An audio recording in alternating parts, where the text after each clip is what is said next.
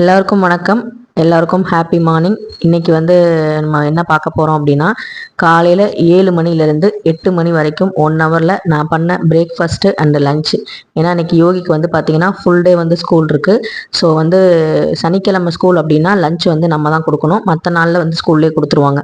டெய்லியும் லஞ்ச் பண்ணுறது கொடுக்கறதுங்கிறது நமக்கு ப்ராக்டிஸ் ஆயிரும். என்ன வேணால் பண்ணி கொடுத்துடலாம்.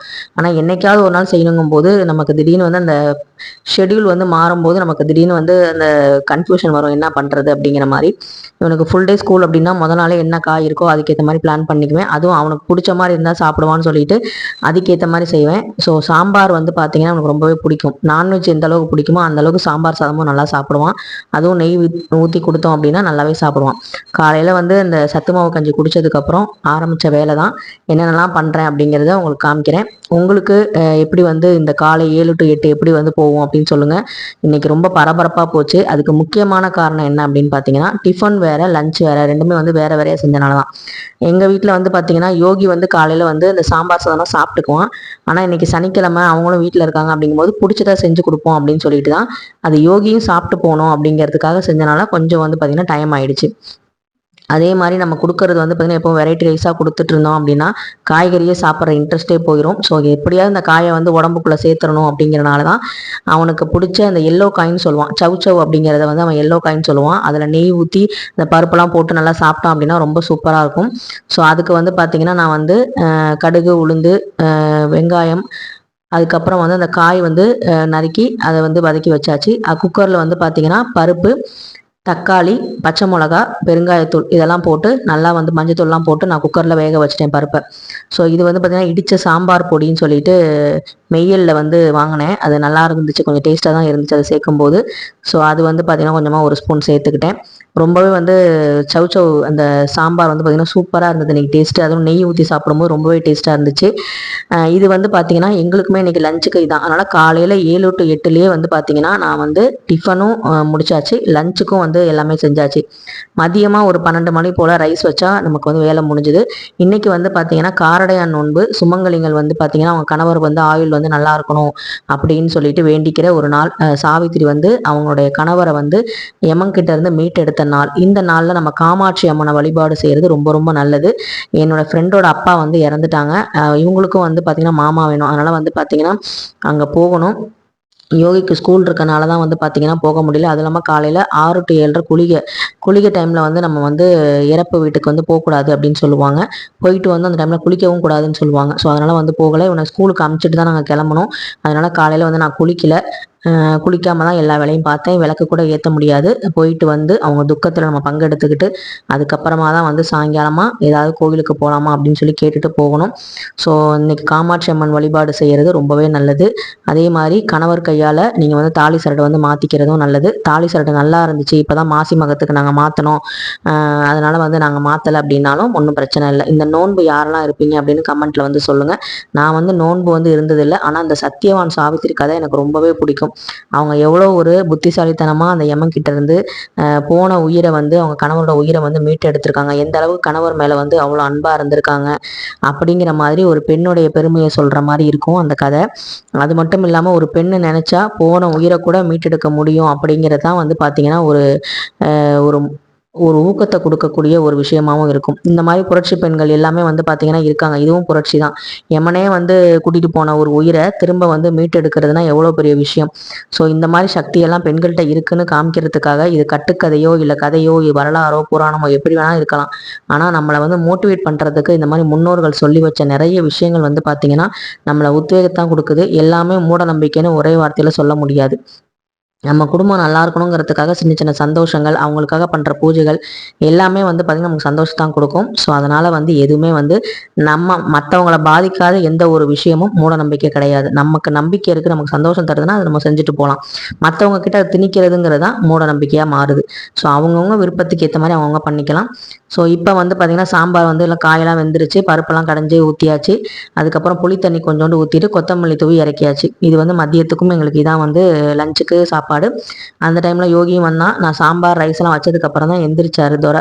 அவர் வந்து கரெக்டாக டைம் வந்து பார்த்துக்குவார். 7:30க்கு தான் போய் குளிப்பார். 1/2 hourல எல்லாம் ரெடியாகி கிளம்பிடுவார். ஸோ அதனால் வந்து எனக்கு பிரச்சனை இருக்காது, அவன்லாம் பார்த்துக்குவான். அதுக்கப்புறம் வந்து பார்த்தீங்கன்னா ரைஸ் இந்த பக்கத்து இருந்துச்சு, குழம்பு இந்த பக்கத்து கொதிச்சுட்டு இருந்துச்சா, நம்ம பூரி வந்து செய்யலாம் காலையில் டிஃபனுக்கு. யோகி வந்து சாப்பிட்டு போவாங்கிறனால கிழங்கு வந்து பார்த்தீங்கன்னா இண்டக்ஷன் ஸ்டவ்வில் வந்து வச்சுட்டேன். ஸோ நமக்கு 2 கை தான் இருக்குது, ஆனால் அடுப்பு வந்து பார்த்தீங்கன்னா ஒரு 4-5 அடுப்பு இருந்தால் தான் நமக்கு வந்து அந்த காலையில் லஞ்சு பிரேக்ஃபாஸ்ட்டு எல்லாம் செய்கிறதுக்கு வசதியாக இருக்குங்கிற மாதிரி. அப்புறம் டக்குன்னு யோசனை வந்துச்சு, டைம் ஆயிடுச்சுன்னா என்ன பண்ணுறது அப்படின்னு சொல்லிட்டு. ஏன்னா இன்னைக்கு எந்திரிச்சதுமே கொஞ்சம் லேட்டு அப்படிங்கிறனால நான் வந்து இண்டக்ஷன் ஸ்டவ்வில் வந்து கிழங்கு வந்து வேக வச்சுட்டு காலிஃப்ளவர் வந்து பார்த்தீங்கன்னா தொட்டுக்கிறதுக்கு செய்யலாம்னு நினச்சேன். இது வந்து பார்த்தீங்கன்னா டைரெக்டாக நான் வந்து தண்ணி ஊற்றிட்டு வேக வச்சுட்டேன். மஞ்சத்தூள் போட்டு உப்பு போட்டு வேக வச்சுட்டேன்.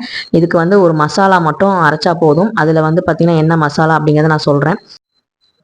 ஒரு கடாயில் வந்து கடுகு, உளுந்து, கருவேப்பிலை, பெரிய வெங்காயம் ஒரு 1/2 வெங்காயம் வந்து கட் பண்ணி வச்சுட்டு, இது நல்லா வெந்துருச்சு, மசிஞ்சிருச்சு. இது நல்லா ஊற்றி விட்டு கூட நம்ம செய்யலாம். முட்டை பொடி மாஸ் மாதிரியே இருக்கும் பார்க்குறதுக்கு ஊற்றி விட்டோம் அப்படின்னா.